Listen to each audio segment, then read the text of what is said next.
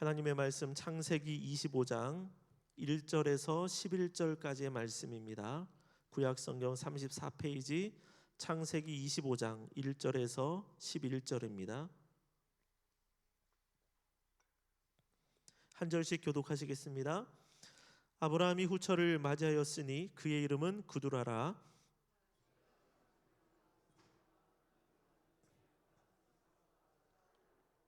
욕사는 스바와 드단을 낳았으며 드단의 자손은 아수르 족속과 루드시 족속과 루미 족속이며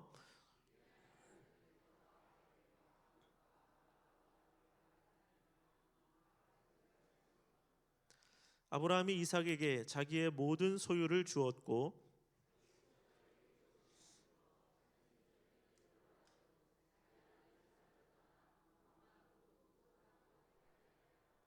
아브라함의 향년이 175세라.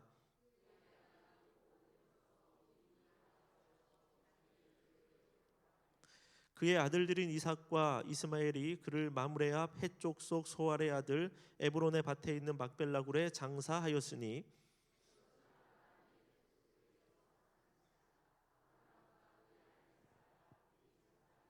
함께 읽습니다. 아브라함이 죽은 후에 하나님이 그의 아들 이삭에게 복을 주셨고 이삭은 브엘라 헤로이 근처에 거주하였더라. 아멘. 아멘. 오늘은 박수를 가장 먼저 하나님 앞에 영광의 박수를 올려드리면 좋겠습니다.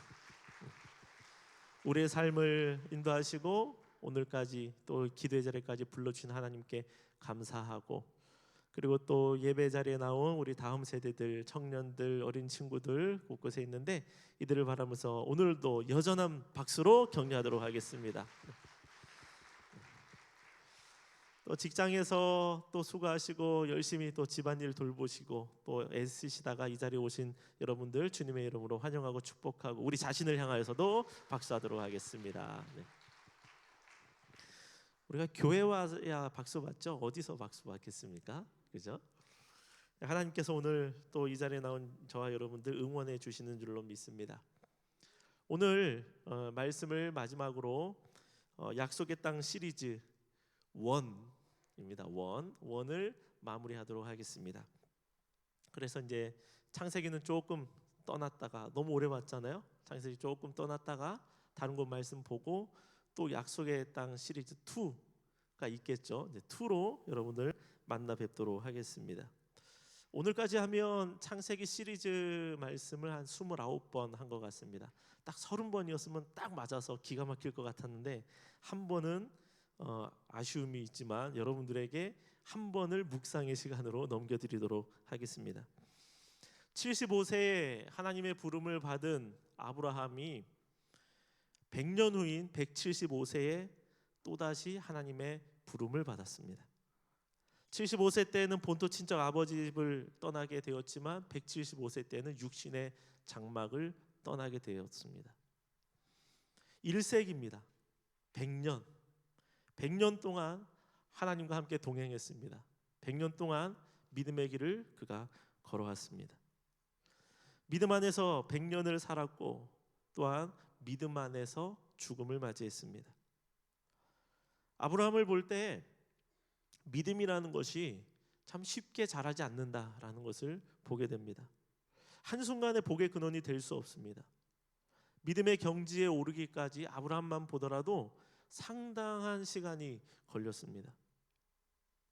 그러므로 우리도 길게 볼 필요가 있습니다. 나에게 영적인 어떤 연약함이 지속적으로 보여진다고 할지라도 길게 보고 소망을 가지고 주님 안에서 주님을 닮아가고 나의 믿음도 자라갈 것이야 라는 그 꿈을 가지셔야 됩니다.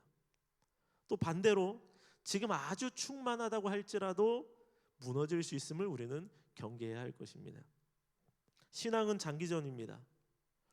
그래서 우리의 신앙은, 저와 여러분들의 신앙은 시간이 지나갈수록 점점 굳세어져 가야지 되고, 그 믿음의 두께가 마치 얼음이 하루 겨울에 얼은 거하고 또 열흘 얼은 거하고 한 달 내내 얼은 거하고 다르지 않습니까?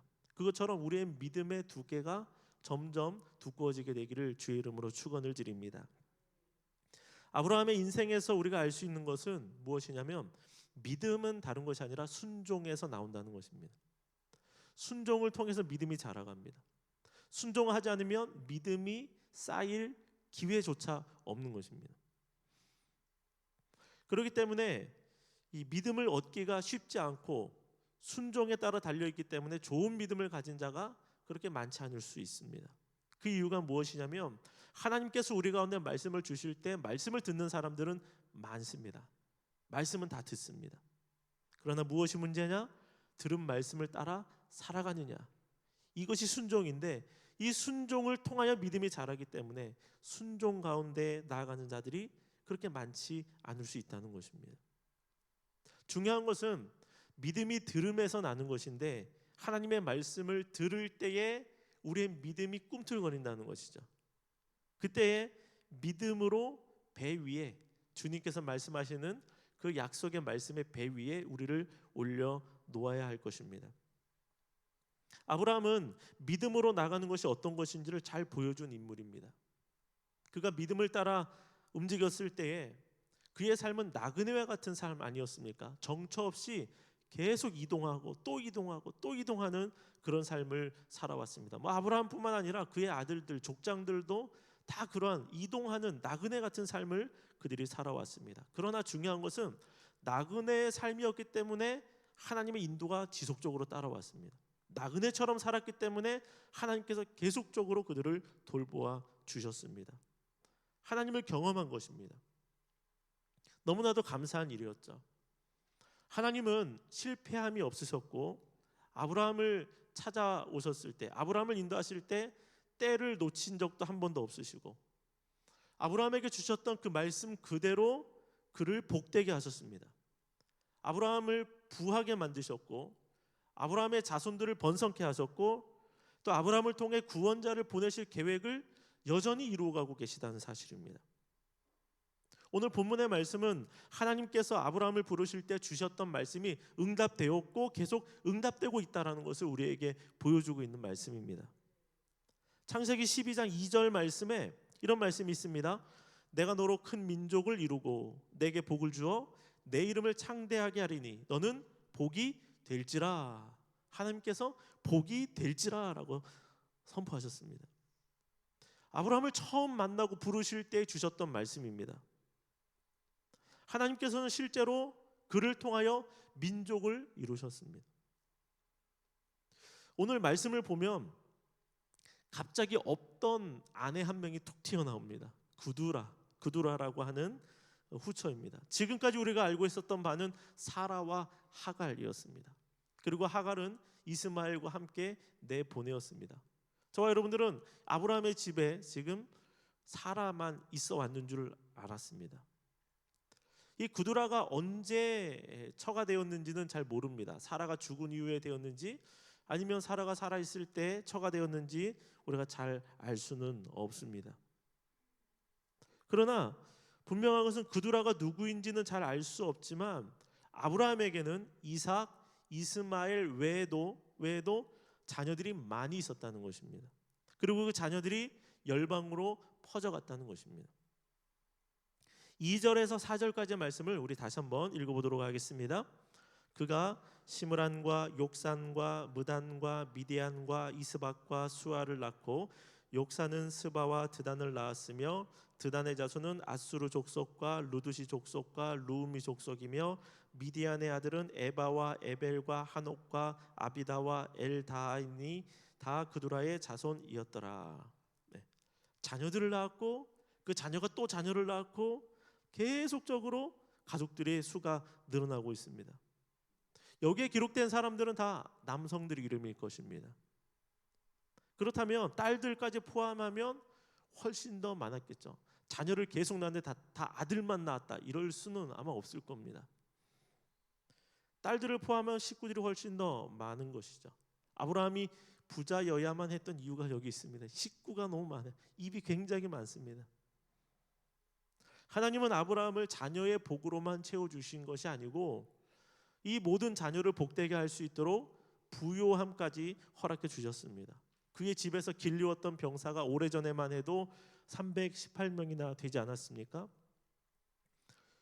그들의 딸린 식구들까지만 해도 한 1,000명이 넘지 않았을까 이렇게 예상해 봅니다. 거기다가 재산이 많아서 롯과 분가해야 할 정도의 과거도 있었던 것입니다. 아마 지금은 그보다 훨씬 더 부유하게 됐으면 됐지 그때보다 줄어들진 않았을 것 같습니다. 그두라를 통해 낳은 이 자녀들은 하갈과 이스마엘처럼 집 밖으로 내보내진 않았습니다. 데리고 살았습니다. 이삭을 얻기 전에 하갈을 통해서 자녀를 얻은 것은 불순종입니다. 그러나 이 그두라를 통해 자녀를 낳은 것은 불순종과는 상관이 없는 것입니다. 그 시대의 일상적인 일이었습니다. 율법이 주어지기 이전의 시대. 아브라함은 그 자녀들을 이삭과 함께 길러온 것입니다. 하나님은 이스마엘도 그렇고 또 다른 자녀들도 그렇고 그들을 통하여 한 가문 정도를 왕성하게 일으키신 것이 아니라 그들을 통해서 족속을 이루게 하셨습니다. 한 사람 한 아들들이 다 가서 민족을 이루고 나라를 이루게 만들어 주셨다는 것입니다. 아브라함에게 주셨던 그 말씀 그대로 아브라함의 자손들을 번성케 해 주시고 하늘의 별들처럼 수많은 자손들을 생겨나게 하셨습니다. 우리는 하나님을 어떤 하나님으로 알아야 되느냐? 하나님은 한 사람을 통해서도 민족과 나라를 이루실 수 있는 분이 하나님이시다라는 것을 우리가 알아야 할 것입니다. 우리는 어떻습니까? 상대적으로 하나 주어진 것도 그것도 벅차잖아요. 하나 주어진 것도 잘 관리하지 못하고 그 하나도 허덕이고 주님께서 주신 사명 하나도 지켜내기 참 힘들어하고 있는데 우리가 의지하고 있는 하나님은 어떤 하나님이시냐? 하나를 가지고 헤아릴 수 없는 능력과 민족을 이루실 수 있는 분이 하나님이시라는 사실을 알 때에 나는 아무것도 아니고 우리가 예배 전에 드렸던 찬양처럼 나는 아무것도 아니고 부족한 자이지만 그런 나를 통하여 그 위대하신 하나님께서 역사하여 주실 때에 나를 통하여 하나님의 일이 기적이 나타나게 된다라는 그 믿음을 가지고 우리가 살아가야 할 줄로 믿습니다. 아브라함은 평생을 통해서 하나님의 크신 능력 그리고 말도 안 되는 그 위대하심을 그가 보아왔습니다. 그는 하나님의 부름을 받기 전에 하나님의 약속이 주어졌지 않습니까? 하나님의 약속이 주어졌는데 이 약속이 어떻게 이루어져 가는지 그리고 이 약속이 어떻게 현실이 되는지를 지속적으로 평생을 걸쳐 1세기죠. 100년, 1세기를 거쳐 그가 보아온 것입니다. 그가 경험했고 그가 붙들고 승리한 것들도 믿음이 되었고 나중에는 그가 살아가다가 실패했던 그 과정들도 그에게 믿음이 다 되어졌다는 것입니다. 하나님 안에서 어떤 역사가 일어나냐면 모든 것을 믿음으로 만들어주세요. 우리가 믿음으로 순종했던 것들도 믿음이 되지만 우리가 실패하고 무너졌던 것들도 하나님께서 믿음이 되도록 만드시는 것입니다. 내가 아니라 하나님이 그렇게 하십니다. 오늘 이 말씀처럼 아브라함은 하나님 앞에 믿음으로 살다가 믿음 안에서 하나님께 돌아갔습니다. 우리가 여기서 중요하게 보아야 할 것이 무엇이냐면 아브라함의 믿음이 어디에 걸려 있느냐라는 것이죠. 옷걸이처럼요. 마치 옷을 옷걸이에 이렇게 올려서 어디에다 딱 걸어 놓는데 이 믿음이라는 것이 어디에 딱 걸려 있어야 되느냐, 이것을 우리가 볼 필요가 있는 것입니다. 본가를 떠날 때의 아브라함의 믿음, 롯과 분가할 때에 나는 어디로 가든지 상관이 없다라고 말할 수 있는 믿음, 이삭을 드릴 때에도 죽은 자 가운데서도 하나님께서 능히 그를 살려내실 것이라는 그 믿음, 이 믿음이 어디에 걸려 있었냐라는 것이죠.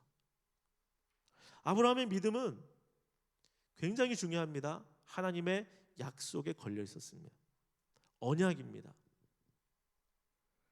다시 한번 말씀드립니다. 아브라함의 그 믿음은 하나님의 약속의 말씀에 걸려 있었습니다. 이것을 우리가 동일하게 붙들어야 되는 것입니다. 히브리서 11장 1절의 말씀을 우리가 잘 알고 있습니다. 한번 같이 읽어보겠습니다. 시작. 믿음은 보이지 않는 것들의 증거니. 아멘. 믿음은요, 허공을 붙드는 것이 아닙니다. 믿음은요, 막연한 것이 아닙니다. 분명히 보여지는 것입니다. 눈에는 안 보일 수 있지만 영의 눈으로, 마음의 눈으로 그것을 우리가 보는 겁니다. 확신하는 것입니다. 아브라함이 붙들었던 약속이 무엇입니까? 아직 주어지진 않은 것입니다. 약속, 줄 것이다. 너가 이렇게 될 것이다. 이렇게 할 것이다. 내가 너를 이렇게 만들어 줄 것이다. 다 이런 약속이었습니다. 아브라함이 붙들었던 이 약속, 아브라함의 믿음이라는 것은 바라는 것이고 아직 주어지지 않은 것이지만 그것을 내가 받은 것처럼 여기는 것입니다. 약속받은 아이가 자기의 품에 안기지 않았습니다. 약속받은 아이가 태어날지도 모르겠습니다. 몸은 점점 쇠약해져 갑니다. 아예 인간적으로 볼 때 소망이 제로입니다. 그 상황에서도 믿음이란 무엇이냐? 아이를 내가 품에 안은 것처럼 살아가는 것. 이게 믿음이라는 것입니다. 아내와 자신밖에 없지만 자손들이 민족을 이루고 있는 것처럼 보는 것이 믿음이에요. 둘만 있다고 할지라도. 히브리서 11장 3절의 말씀은 믿음으로 모든 세계가 하나님의 말씀으로 지어진 줄을 우리가 아나니. 하나님께서 온 세계를, 천지 만물을 말씀으로 지으셨습니다.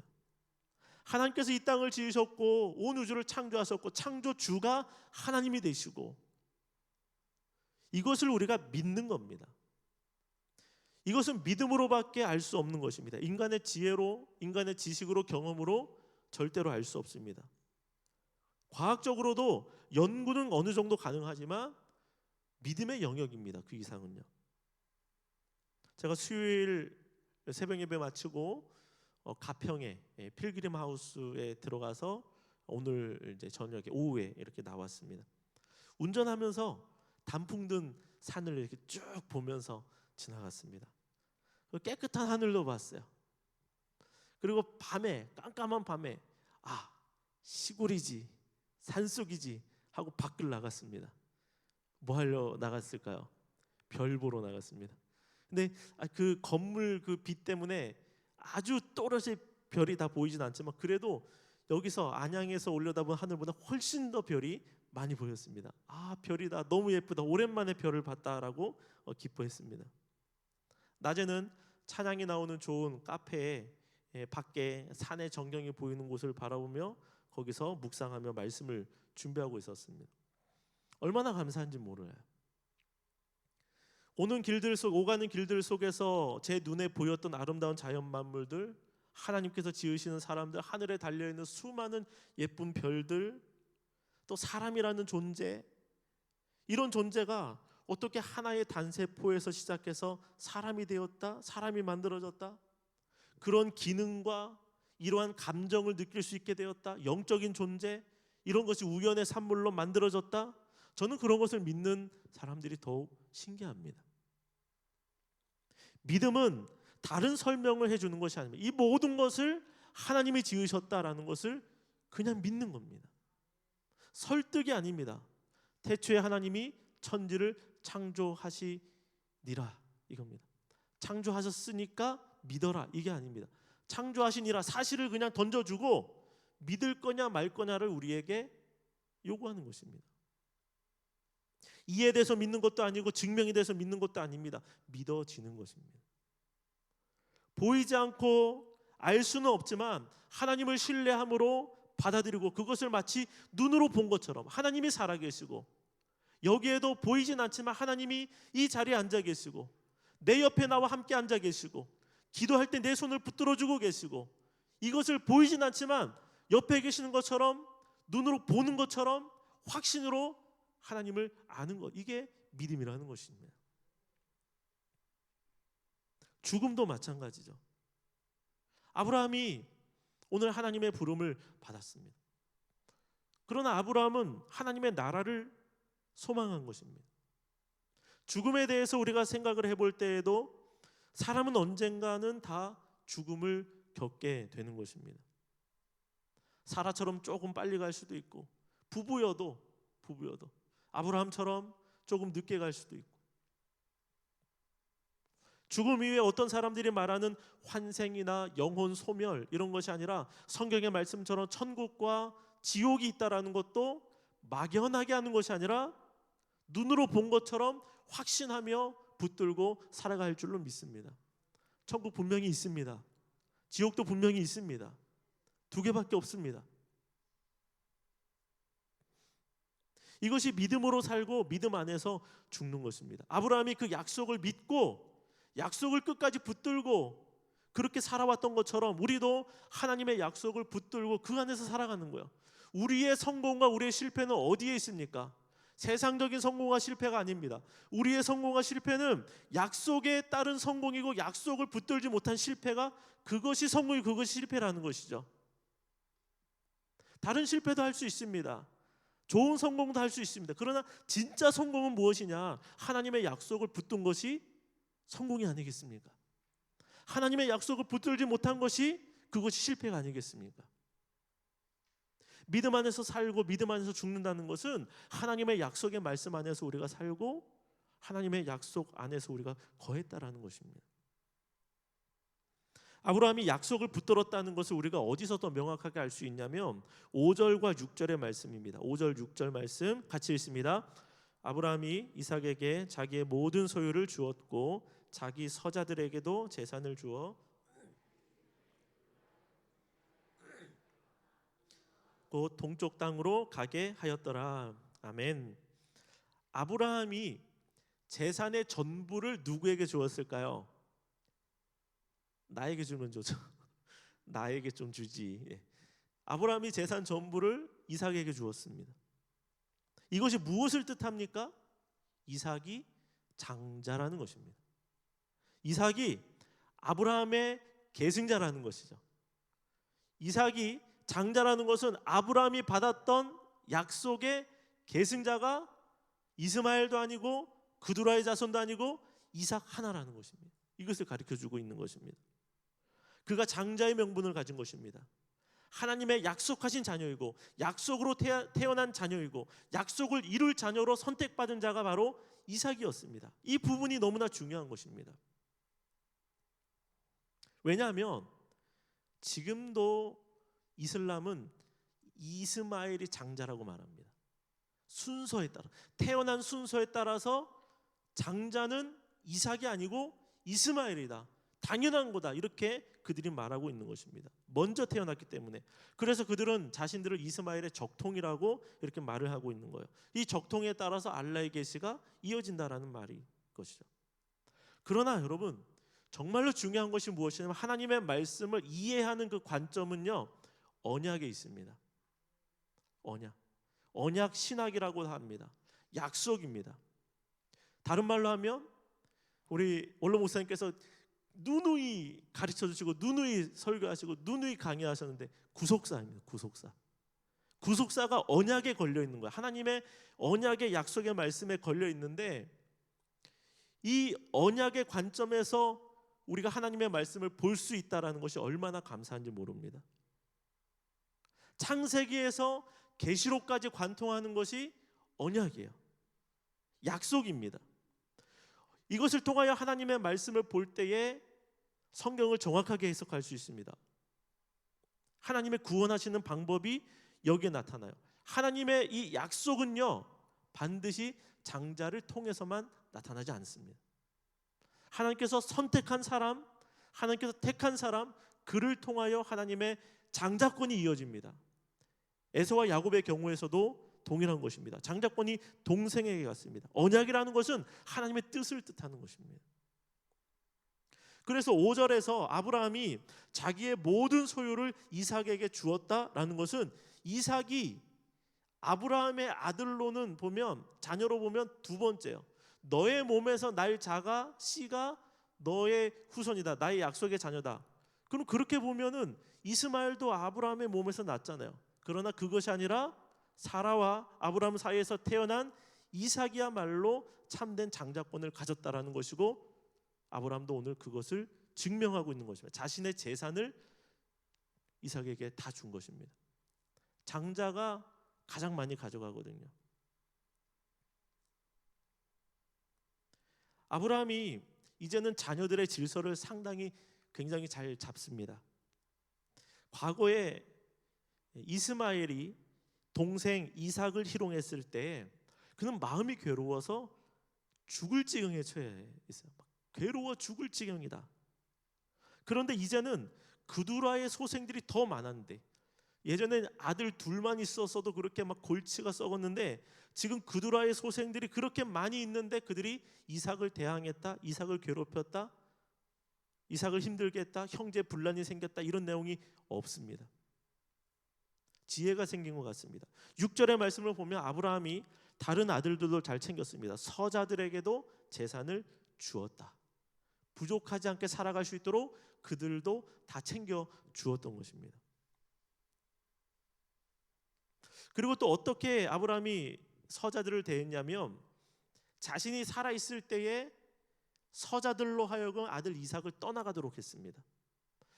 같이 잘 기르다가 그의 슬하에서 잘 보살피고 기르다가 그들에게도 재산을 주었고, 그 다음에는 어떻게 했냐면 이삭을 떠나가도록 만든 것입니다. 그들은 동방 그리고 동쪽 땅으로 가게 됩니다. 11절 말씀을 보면 아브라함이 죽은 후에 하나님이 그의 아들 이삭에게 복을 주셨고 이삭은 브엘라 헤로이 근처에 거주하였더라. 이삭은요 거기에 계속 남아 있는 것입니다. 브엘라 헤로이가 어디입니까?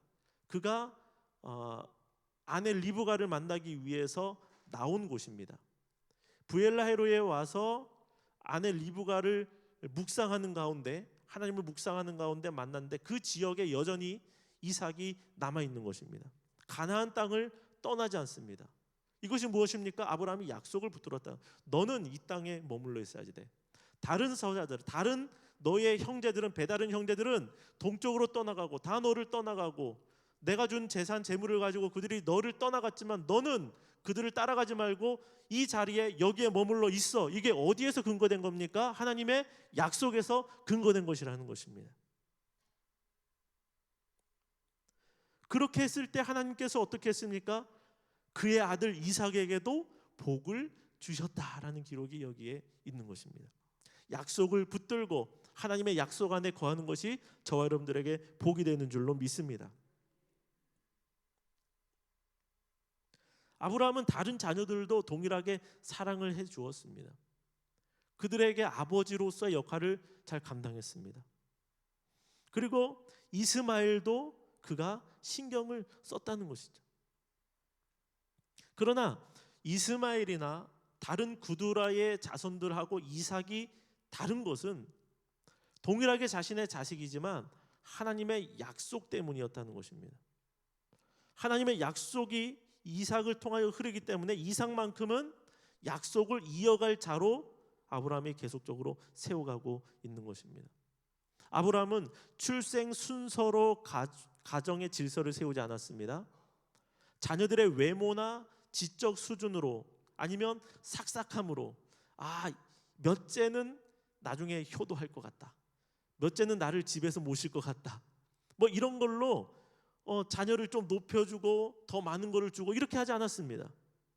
든든하다 얘는, 얘는 사업 수완이 참 좋다, 이런 걸로 자녀들을 판단하고 자녀들을 줄 세운 것이 아니라 그는 오직 하나님의 약속만을 붙들고 끝까지 나아갔습니다.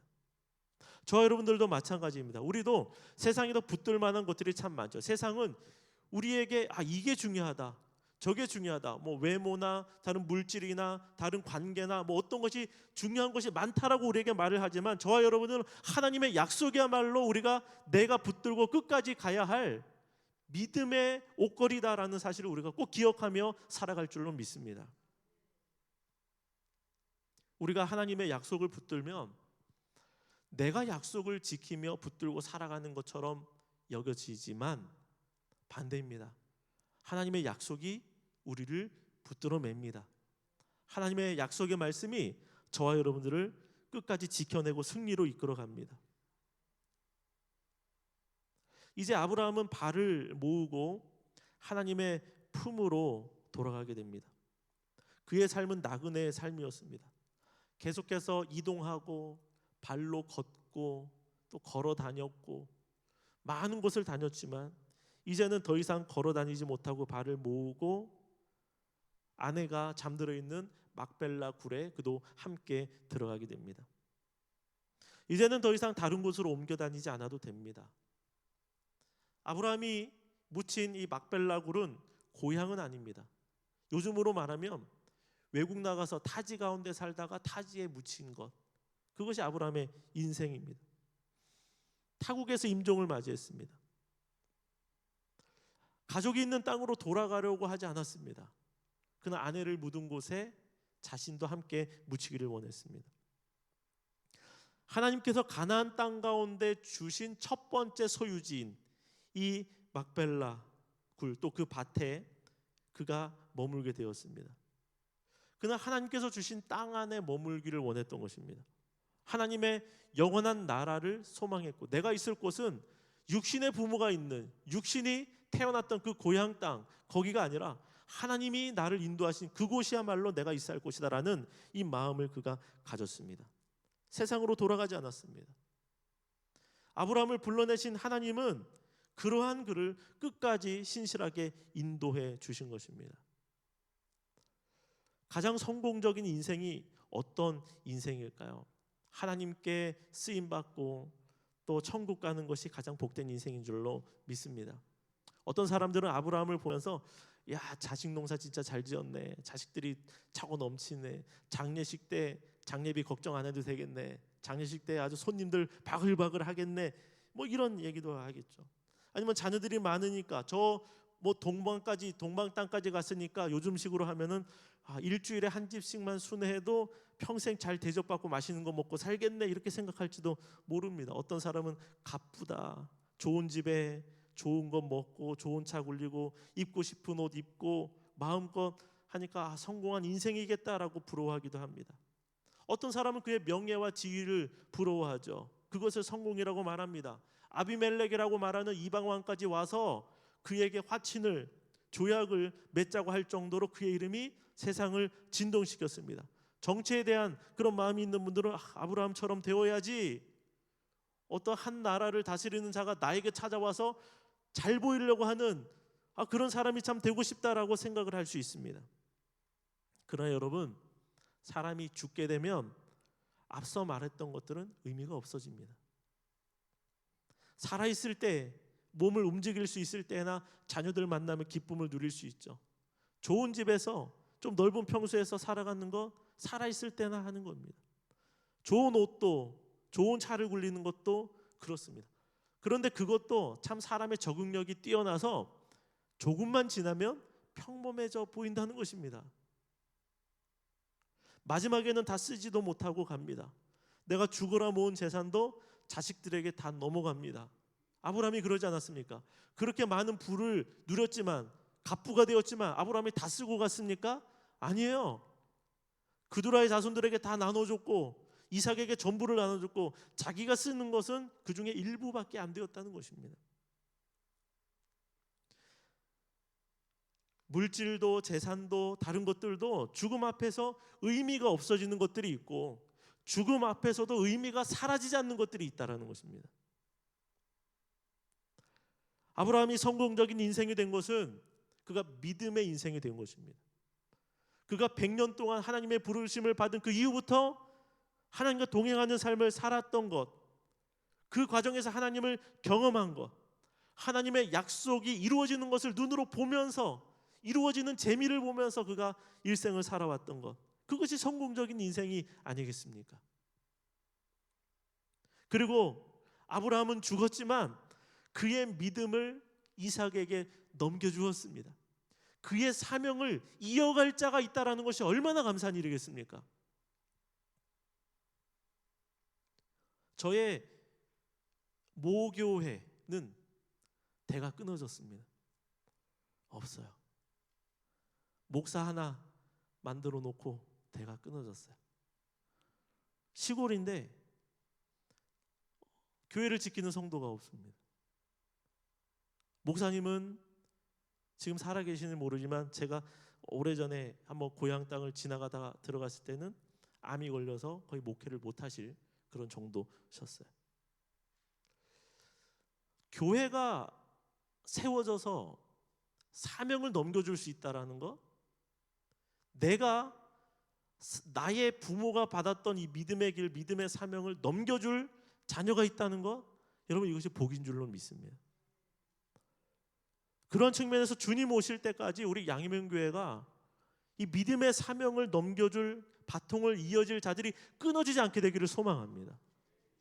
아브라함이 이삭에게 이삭 이 정도면 얘도 믿음이 장난 아니야. 아니 얘는 지금 이 나이대로 보면 나보다 훨씬 나아 그때보다. 그런 마음을 가지고 기꺼이 눈을 감을 수 있는 이 자녀가 내 다음을 이어갈 수 있다는 것을 보면서 기꺼이 눈을 감을 수 있는 그러한 삶이 되었기 때문에 아브라함이 성공의 인생 아니겠습니까? 얼마 전에 노벨 문학상을 받은 우리나라의 어떤 한 작가처럼 우리가 그렇게 세상에 우리의 이름을 남길 수는 없지만 저와 여러분들은 세상은 몰라줘도 믿음을 남겨주는 하나님의 사람이 되기를 원합니다. 엄마 아빠의 믿음을 자녀가 기억하고 엄마 아빠가 철야 때마다 나와서 기도하고 또 교회에 나가서 기도하고 집에서도 되도록이면 기도하고 기도의 자리를 지켰던 그 모습을 기억하게 한다면 여러분 신앙생활 잘한 것입니다. 죽음을 피하고 조금이라도 오래 살려고 하는 것이 저와 여러분들의 목적이 아닙니다.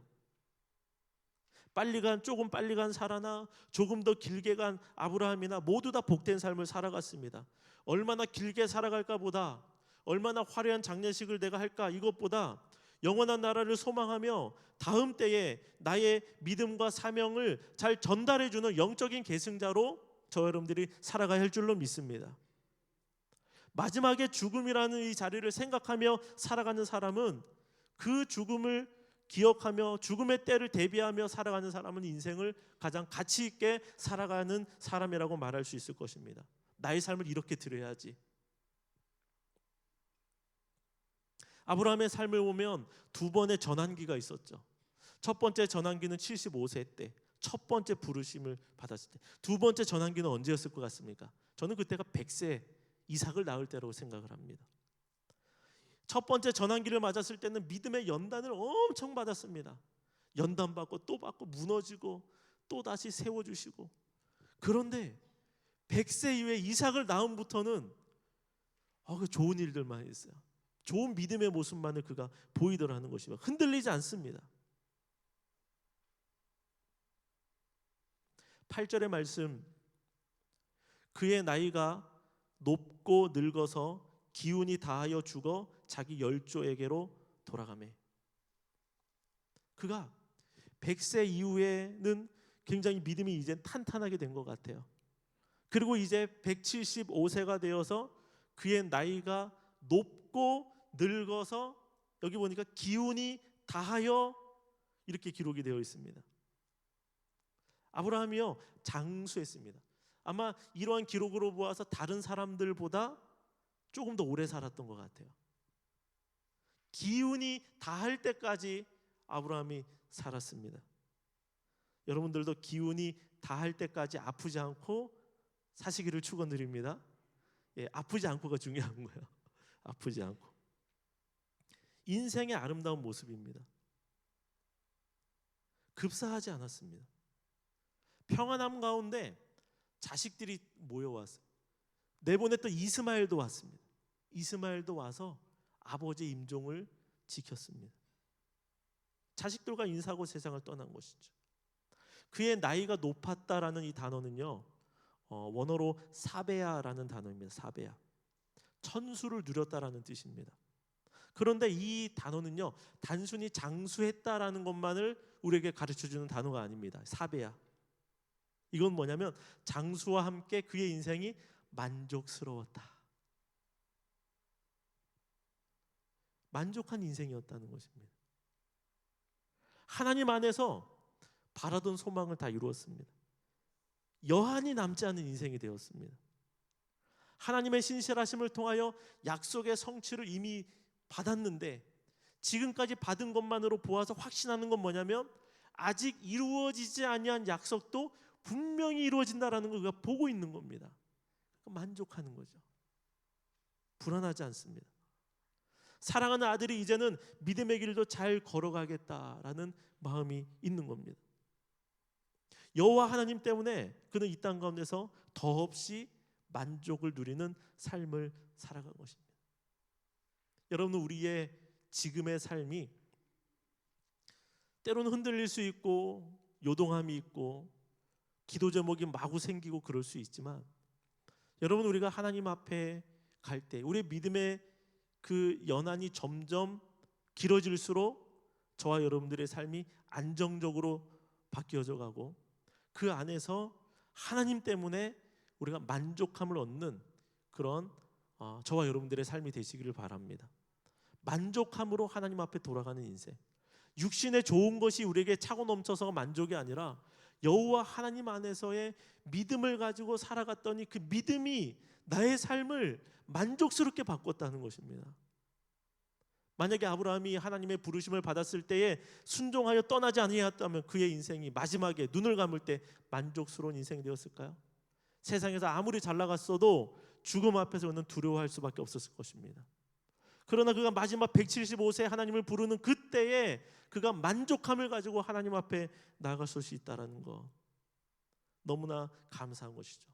하나님께서 함께 하셨고 하나님의 약속을 붙들며 살아왔던 그의 삶이었기 때문에 그렇다는 것입니다. 저와 여러분들도 그렇게 되기를 원합니다. 우리의 자녀들이, 우리의 가정이 하나님의 뜻을 이루어가는 것을 보며 기뻐하기를 원하고, 우리가 사랑하는 양해문교회, 우리가 평생, 어떤 분은 정말 평생이더라고요. 평생, 또 지금 시작하는 분들도 계실 수 있는데, 우리가 섬기는 이 양해문교회가 일평생 내가 섬기고 사랑하고 헌신하고 이 모든 것에 후회함이 없이 내가 이 교회를 섬긴 것에 대하여 만족함을 가지고 우리가 하나님 앞에 나가게 되기를 원합니다. 우리가 주님 앞에 믿음으로 살아간 것이 만족해지기를 원합니다. 여기는 어떤 한 분도 아쉬움과 후회함이 없이 내가 그래도 주님 안에서 믿음을 지키려고 달려왔지, 내게 주신 사명 하나님 앞에 부끄럽지 않게 하려고 내가 달려왔지, 그렇게 말할 수 있는 우리가 되기를 소망합니다. 사베야, 이 역사가 저와 여러분들 가운데 임하게 되기를 원하고, 우리도 믿음으로 살다가 주님께서 마지막 우리를 부르시려고 하실 때 믿음 안에서 주님께로 나아가는 저와 여러분들 되시기를 주님의 이름으로 축원합니다.